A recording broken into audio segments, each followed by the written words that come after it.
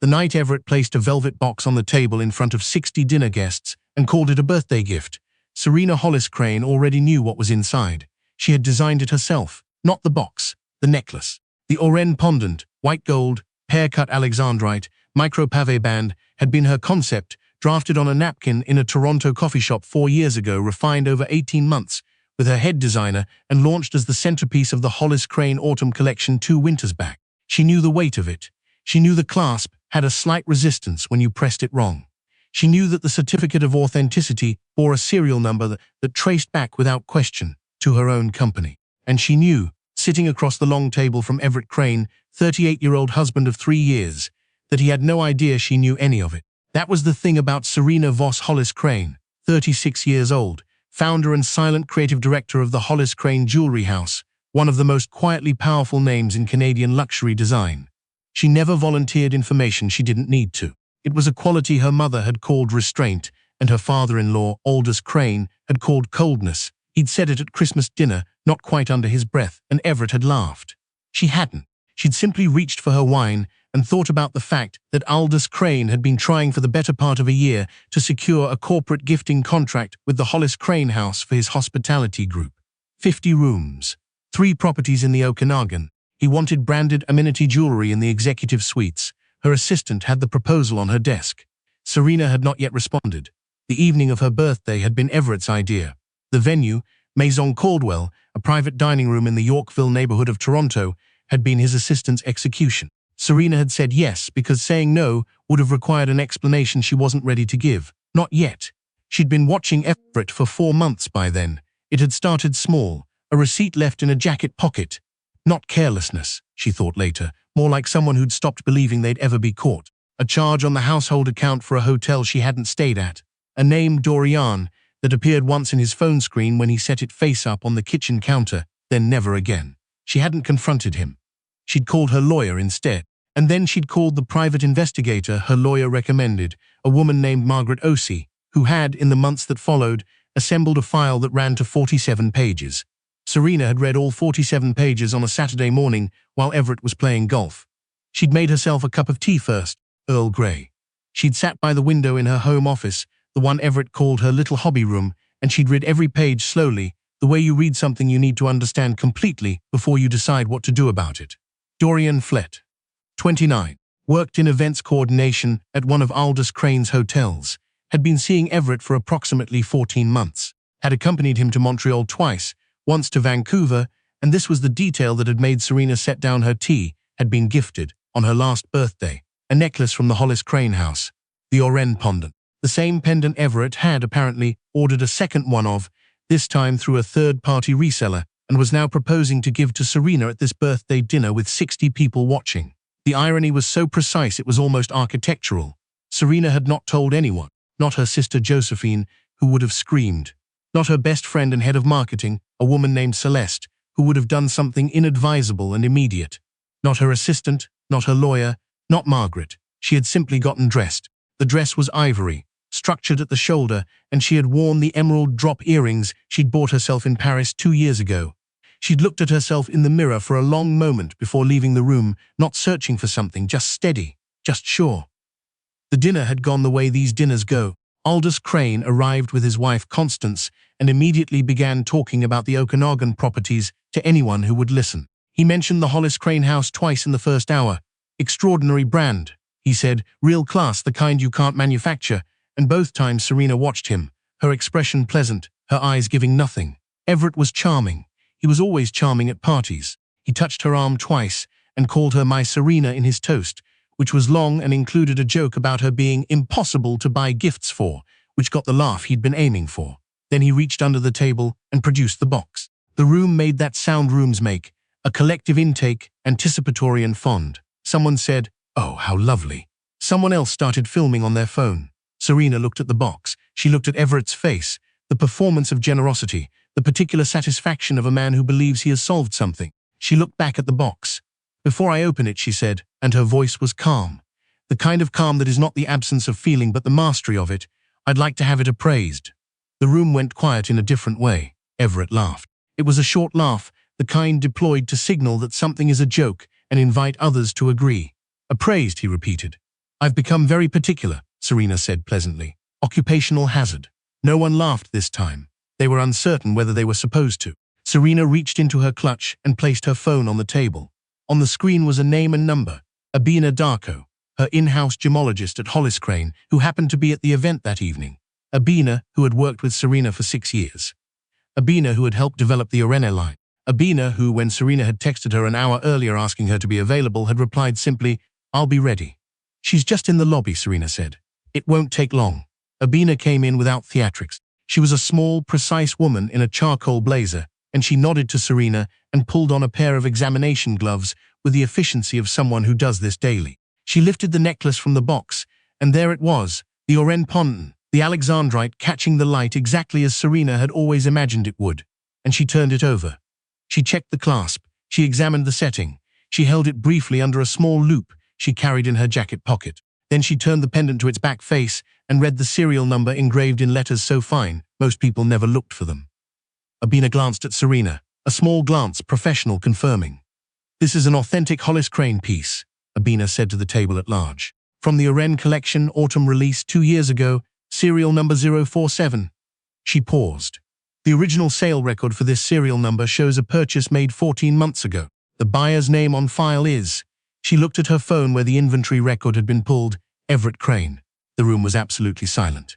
Everett's face changed. It changed in the specific way a face changes when the store it's been living inside has just collapsed. Not with guilt, exactly. Not at first, but with the sudden exposure of having nowhere to stand. "That's I bought it for," he started. "You bought it 14 months ago," Serena said, and her voice was still calm, still pleasant, still the voice of a woman who is fully in control of where this evening is going. "You gave it to Dorian Flett on her birthday.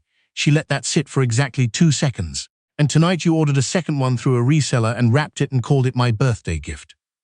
Constance Crane, seated 3 chairs down, put her hand very slowly over her mouth. Aldous said nothing. The color had left his face entirely. "Serena," Everett said. "The reseller you used," she continued, "is not an authorized Hollis Crane retailer, which is a separate problem but not tonight's problem."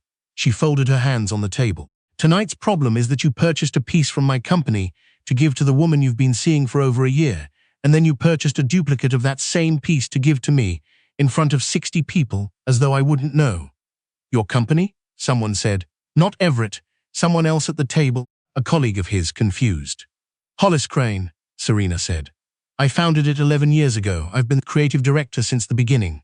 I stepped back from public-facing work 3 years ago because I preferred it that way." She looked at Aldous when she said the next part deliberately, without hostility. "The proposal you submitted for the Okanagan properties is sitting on my desk. I've been considering it." Aldous Crane stared at her as though he was seeing her for the first time, which, in a sense, he was.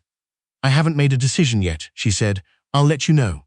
She didn't stay for dessert. She thanked the staff, said goodnight to the guests she genuinely liked. There were 7 of them, and collected her coat from the cloakroom. She texted her driver and stood in the cool October air outside Maison Caldwell and breathed. Her phone began ringing almost immediately. "Everett." She declined it. Josephine called next. "Serena picked. Someone texted me," her sister said without greeting. They said, "Serena, is this real?" "Yes." "The necklace?" "Yes, and he's been 14 months. There was a pause. Then Josephine said with great feeling, "That absolute." "I know," Serena said. "What are you doing now? Going home?" "Do you want me to come over?" Serena considered it. The car was pulling up. The streetlights on Yorkville were gold, and the night air smelled like autumn the way Toronto sometimes does, briefly, before the cold comes in for real. "Not tonight," she said. "I'm all right. I just want to be quiet." She was all right. That was the true part, and the strange part. She had been all right for weeks, in the way that you are all right when the waiting is almost over, when the thing you've known is about to become the thing everyone else knows too. There was a kind of relief in it she hadn't expected. She rode home through the lit streets and didn't check her phone again. The next 10 days were what her lawyer Garrett Finch later described as surgically efficient. Serena had been prepared for a long time. The 47-page report had been the last thing she'd been waiting for, and once she had it, she had spent the months since putting everything in order. Not in secret, exactly, but quietly, the way she did most things. She moved her personal accounts. She had a precise understanding of the assets that were hers, and the ones that were shared, and the ones that were, technically, marital, but funded entirely by her company income, which her prenuptial agreement addressed with considerable clarity. Everett had signed that agreement 3 years ago without reading it carefully.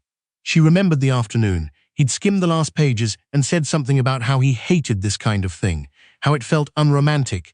She'd said she understood and handed him the pen. She had read it carefully. She always read things carefully. By day 3, Everett had moved to his father's house in Rosedale. By day 5, Garrett had delivered the separation terms. By day 8, Everett had retained his own lawyer, a man named Fletcher Mowbray, who called Garrett twice with language that was aggressive in the way of someone who has very little actual leverage. On day 10, Serena sat in her home office, the little hobby room, the room where she had built her company in the early years on a laptop and a drafting table, and a stubbornness her mother called unreasonable and she called Aldous Crane.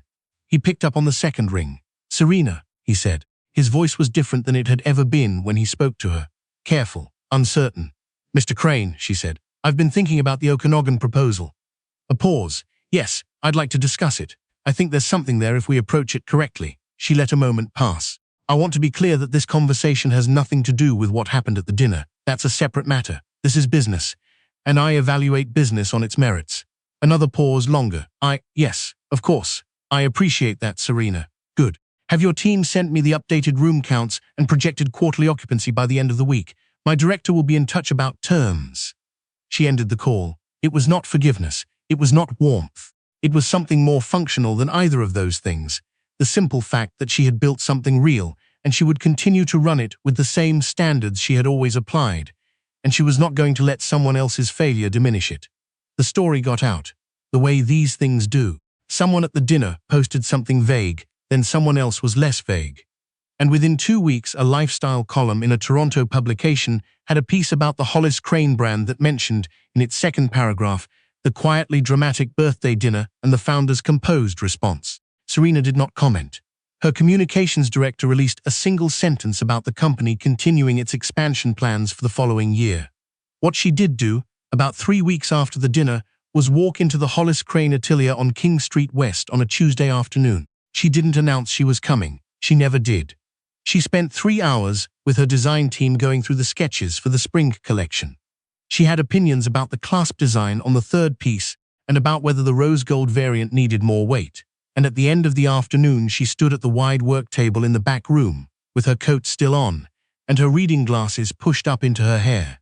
And she thought, not for the first time but with more clarity than usual, about how she had built this. Not with help, not with a husband's name or a father's money, with 14-hour days and bad coffee and a drafting table in a one-bedroom apartment in the annex and a belief, which had been tested regularly and had survived regularly, that what she made was worth making. Abina came in and set a coffee on the table next to her. "The serial number on the pendant," Serena said, not turning around. "Still in the system," Abina said. "Both of them." Serena nodded. She picked up the coffee. "Thank you," she said, "for that night. You gave me 20 minutes notice," Abina said dryly. "Next time, 25. Serena laughed. It was a real laugh, which felt like something. Everett's lawyer made 2 more calls in the months that followed. Both went nowhere. The prenuptial agreement, as Garrett had told her at the beginning, was very well drafted. Dorianne Flett, she heard through no particular effort of her own, had stopped returning Everett's calls sometime around day 4. This information came via Josephine, who had it from someone who had it from someone else, and Serena received it the way she received most information she hadn't sought, without much reaction, filed and set aside. What she thought about in the quiet moments was not Everett. It was the pendant. The Oren, serial number 0047, had been designed to last. Alexandrite is one of the rarest stones in the world. It shifts color in different lights, from green in daylight to red in incandescent, and it had always struck Serena as the right stone for the collection she'd had in mind, which was about exactly that. The same thing revealing itself differently, depending on the light you put it in. She had not thought, when she designed it, that she would one day be sitting across a dinner table from a man who had given it to someone else and thought she wouldn't know. She had not thought that the clasp resistance she'd spent 3 weeks getting right would be the detail that came back to her, years later, as something weirdly comforting.